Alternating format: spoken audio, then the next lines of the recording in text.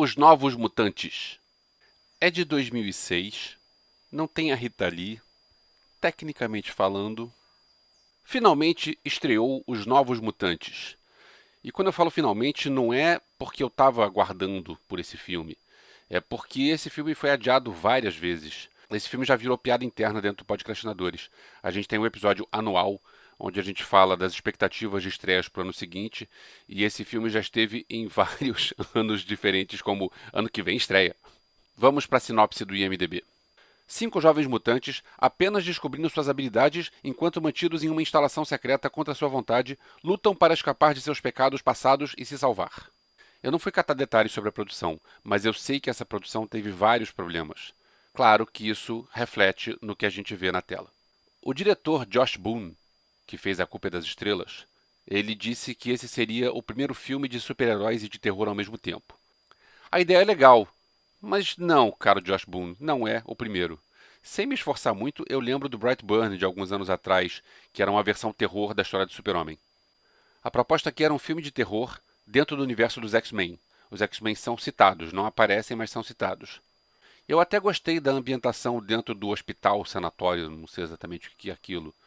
Segundo o IMDb, a produção se inspirou em Um Estranho no Ninho, Clube dos Cinco e A Hora do Pesadelo 3. Eu gostei da mistura. Mas logo de cara a gente vê que é uma produção sem dinheiro.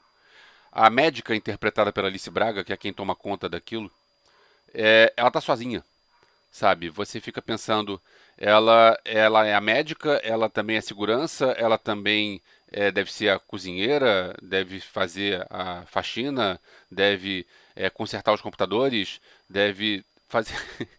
Ela, não aparece nenhum outro funcionário dentro da instituição. Eu sei que era uma produção sem dinheiro, mas será que era tão caro contratar uns 2 ou 3 caras e colocar de jaleco branco lá do lado dela? Mas para mim, o pior problema não é esse. O pior problema é que o filme ele botou como protagonista a personagem da Blue Hunt. Não me lembro o nome do personagem. Tem uns personagens, acho que são de quadrinhos, então eles devem ter nomes assim, mas eu não vou lembrar dos nomes. Não vou saber porque não leio quadrinhos. A atriz Blue Hunt, ela é sem graça e a personagem que ela interpreta, a personagem em inglês é Dani Moonstar, isso. A atriz Blue Hunt é sem graça, a personagem Dani Moonstar é sem graça e o filme fica baseado numa protagonista que não tem carisma. Se o protagonismo fosse na Anya Taylor-Joy, que inclusive está no pôster, olha o pôster aqui do lado, ela está como principal. Se fosse com a Anya Taylor-Joy, talvez fluísse melhor. A personagem dela é bem melhor e a atriz é bem melhor. E aí a gente vê problemas da produção. Continuando no exemplo da Anya Taylor-Joy, a gente vê que tem um monstro que assombra ela, que é bem legal, só que a história não é desenvolvida. Eu queria mais daquilo, eu queria saber o que é aquilo, eu queria saber qual o contexto de tudo aquilo. E não desenvolve.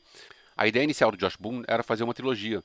Só que, como deu errado, provavelmente não vai rolar. Então a gente fica com um monstro que é bacana, aquela máscara maneira, aquele bocão, maneiro monstro. Só que não desenvolve. Para vocês verem como é que a produção tá tosca, tem um pôster que o cabelo da Maisie Williams está diferente. O elenco traz alguns nomes com potencial de hype. Eu já falei da Anya Taylor-Joy, que fez A Bruxa, fez Fragmentado, fez Vidro. Ela está agora no Netflix com O Gambito da Rainha. É um nome que é bacana. Tem a Maisie Williams, que era a Arya Stark, do Game of Thrones. Que, cara, a menina é o máximo, eu sou fã dela desde a primeira temporada do Game of Thrones. E tem o Charlie Heaton, de Stranger Things. Mas, de um modo geral, o elenco todo está bem fuém. Acho que só a Anya Taylor-Joy se salva. Uma curiosidade para os brasileiros. Um dos personagens, Roberto, ele é brasileiro. Tem uma cena que falam que ele é da família mais rica do Brasil. E o ator Henry Zaga também é brasileiro. É legal isso porque a gente vê de vez em quando produções gringas onde o personagem é brasileiro e quando ele fala alguma coisa em português, você sente, o cara não é brasileiro. Ele fala uma ou duas frases rápidas, nada relevante, mas ele fala em português e você vê que realmente o cara sabe falar português. Ah, tá, e a gente não pode esquecer da Alice Braga. Bacana a gente ver uma produção de Hollywood com 2 atores brasileiros, Henry Zaga e Alice Braga. Pena que é uma produção que naufragou. Vocês já repararam que a Alice Braga está com uma carreira legal no cinema fantástico de Hollywood? Além desse, ela estava em Predadores, Elysium, Eu Sou a Lenda, Repoman, O Ritual, Ensaio sobre a Cegueira. Bacana. 2020, pandemia, cinemas vazios, os cinemas reabrindo aos poucos, as pessoas com medo de entrar, e aí o filme é lançado. Não tem como não pensar que foi de propósito. Porque aí, se a bilheteria for ruim, a culpa não é do filme. A culpa é da pandemia. A culpa é dos cinemas fechados. É uma pena.